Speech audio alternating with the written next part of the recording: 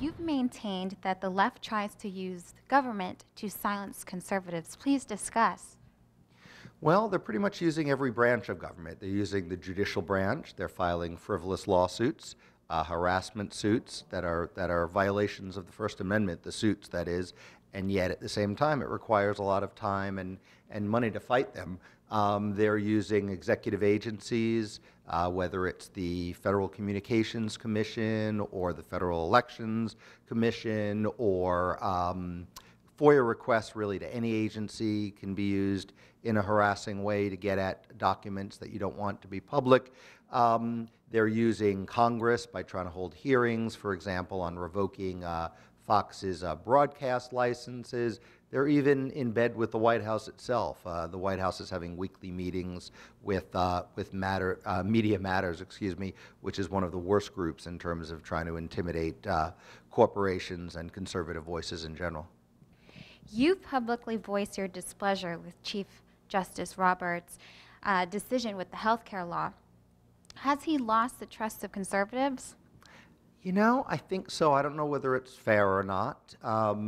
You know, he has been Chief Justice for 7 years, and this is just one decision, or a couple of decisions if you want to include the Arizona immigration decision. This is such an important case, though, that I don't think conservatives are going to forget. I haven't given up on him, but I think, you know, we may be seeing that drift to the left that we see with a lot of Republican nominees to the Supreme Court.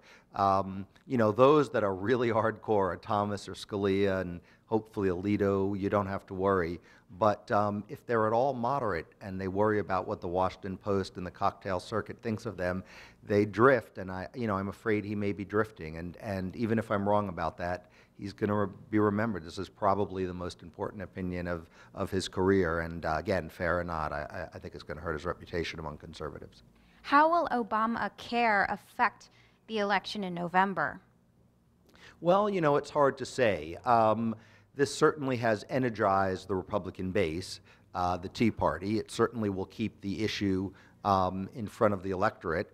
And although Obama's had a small boost, I think, in the sense that he had a victory, I think the bottom line is that opposition to Obamacare is still outweighs those who support it. And so I think anything that keeps it in the election probably helps the Republicans. Whether it'll help as much as 2010, I don't know. But I think ultimately it's a plus for Republicans, especially because now the Supreme Court has called it a tax.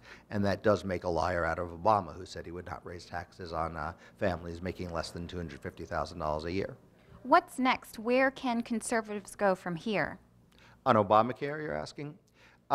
Really just the political process. There are certainly no more legal challenges to the individual mandate. There might be other things you could challenge in court. There might be as-applied challenges at some point, or challenges to the regulations. We're seeing that now with the contraceptive rules. But for the most part, if you want to get rid of Obamacare, it's only through the political process now.